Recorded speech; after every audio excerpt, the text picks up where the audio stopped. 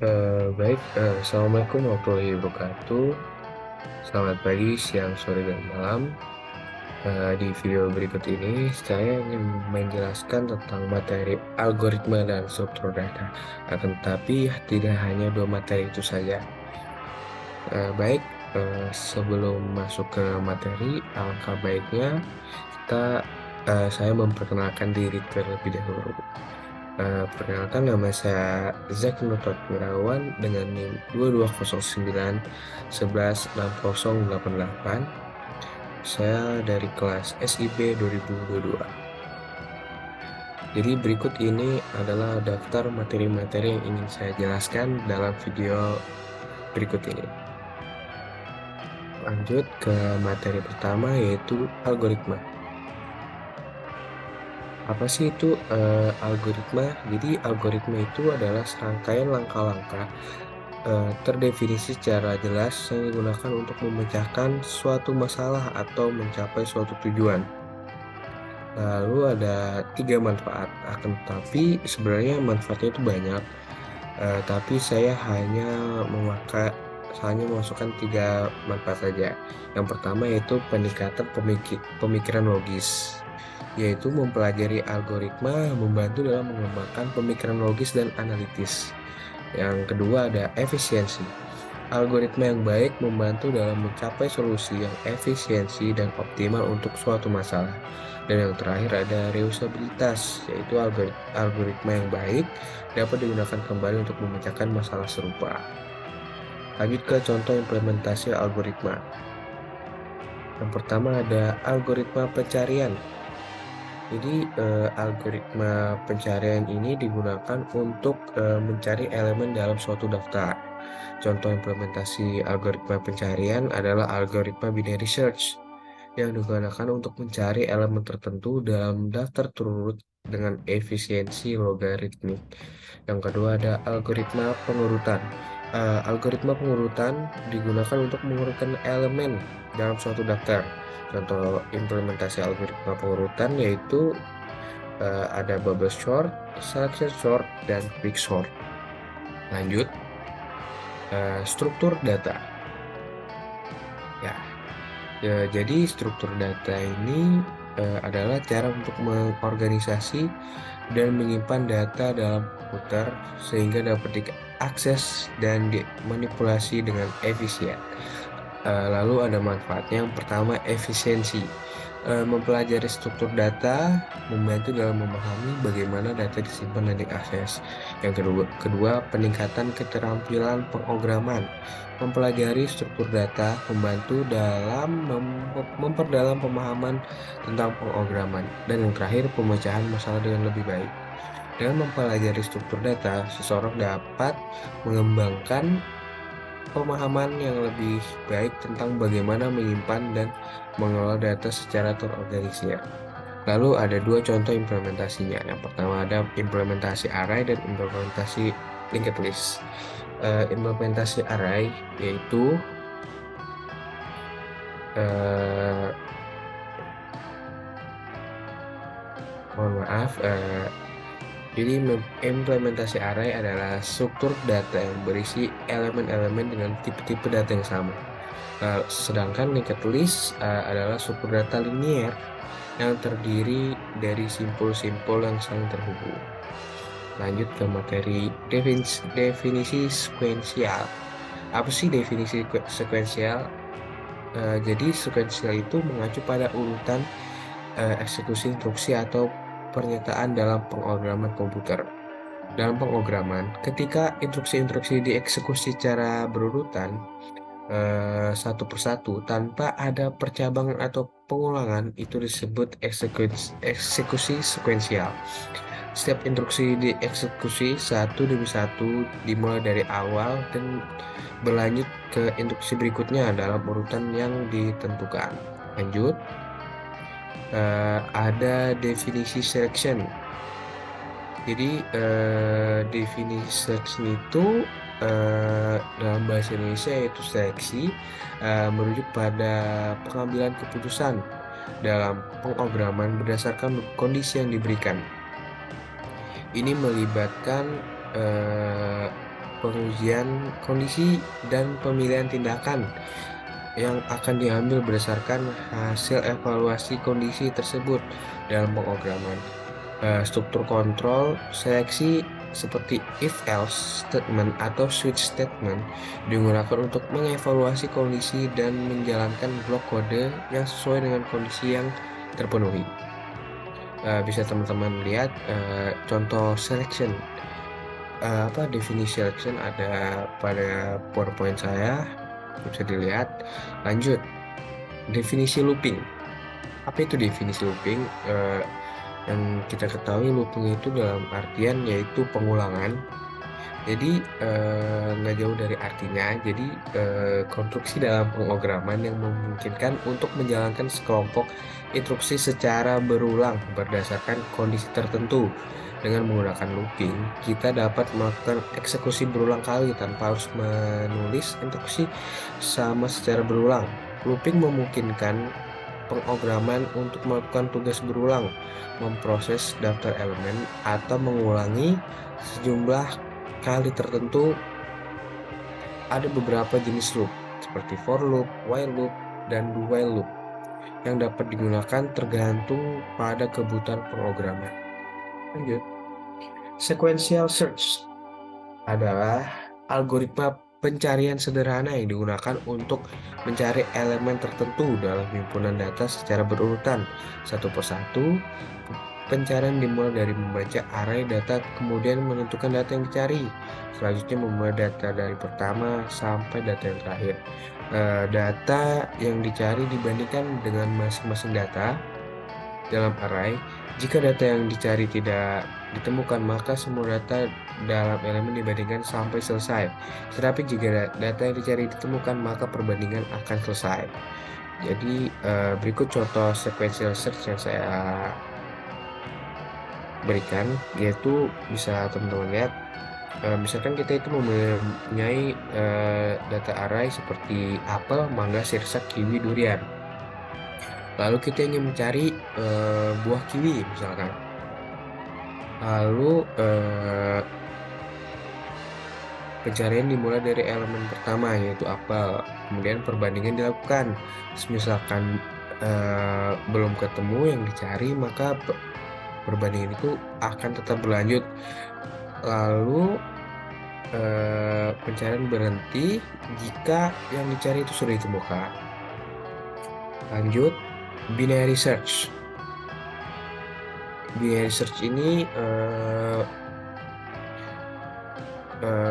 kurang berbeda dengan sequential search karena binary search ini lebih efisien, lalu terutama pada himpunan data yang telah diurutkan secara terurut. Algoritma ini bekerja dengan cara membagi himpunan data menjadi dua bagian dan memeriksa elemen tengah. Jika elemen tengah sama dengan elemen yang dicari, pencarian dianggap berhasil.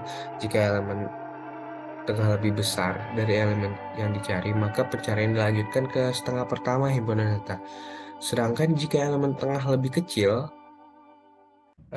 dari elemen yang dicari, maka pencarian dilanjutkan ke setengah kedua himpunan data. Proses ini berlanjut dengan membagi himpunan data menjadi dua bagian hingga elemen yang dicari ditemukan atau pencarian mencapai himpunan data kosong. Berikut contoh binary search yang saya berikan, yaitu sama seperti sequential search, akan tetapi pengerjaannya beda. Jadi misalkan apel, mangga, sirsak, kiwi, durian. Lalu kita ingin mencari sirsak yang ada di dalam array menggunakan binary search. Lalu pencarian dimulai dengan memeriksa elemen tengah, yaitu sirsak. Karena elemen tengah sama dengan elemen yang dicari, maka pencarian dianggap berhasil. Lanjut ke definisi algoritma tree.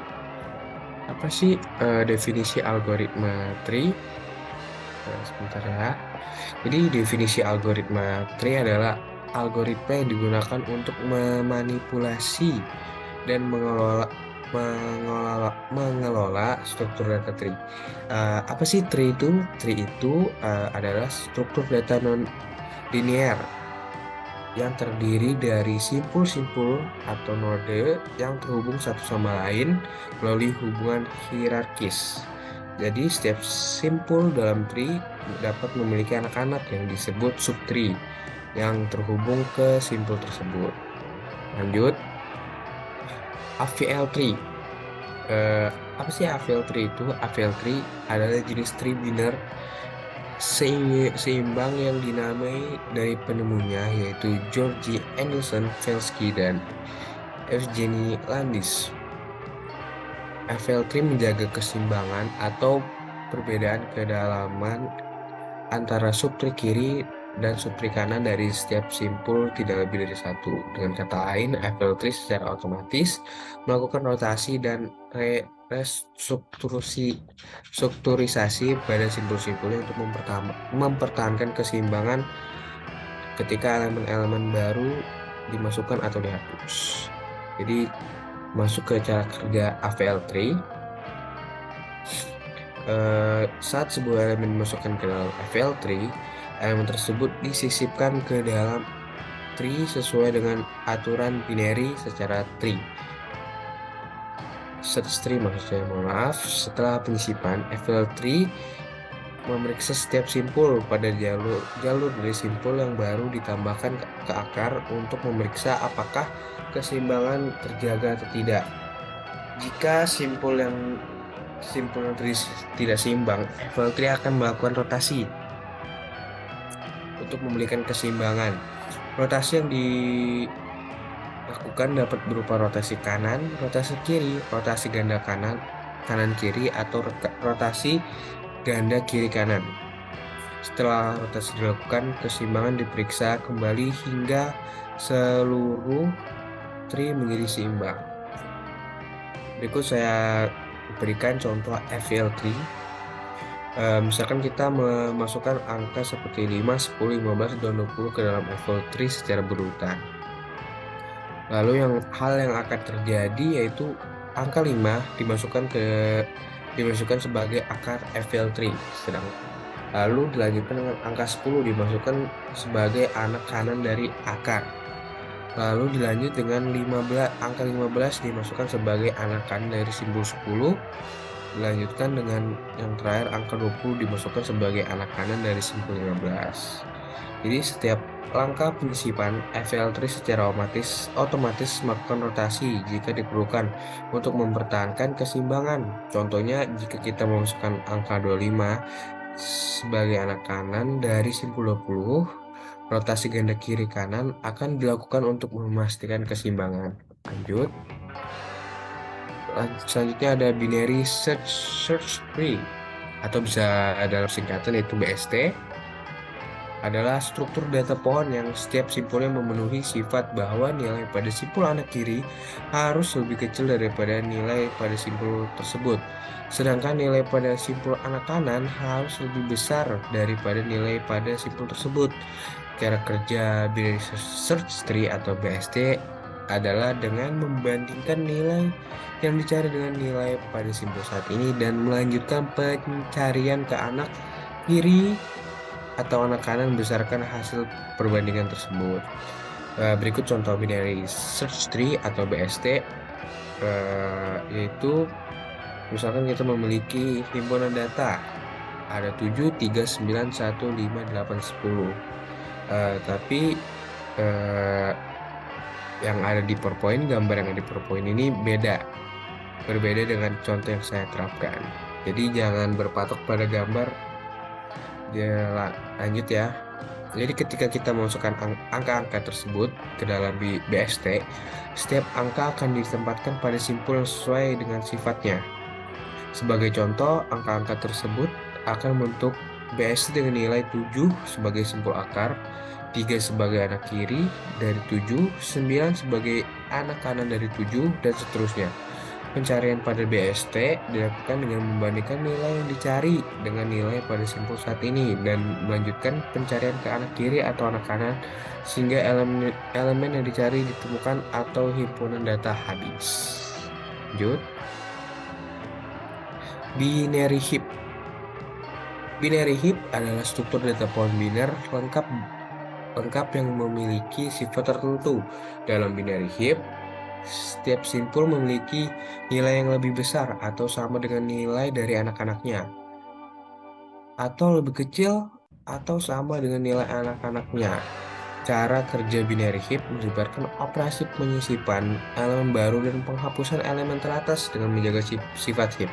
Penghapusan elemen teratas dilakukan dengan menghapus elemen teratas dan menggantinya dengan elemen terakhir di heap. Kemudian mengatur ulang struktur heap, melakukan proses disebut heapify. Berikut contoh binary heap yang saya terapkan. Misalkan kita mempunyai himpunan data 30, 20, 25, 15, 10, dan 5. Ketika kita memasukkan angka-angka tersebut ke dalam binary heap, mereka akan membentuk binary max heap.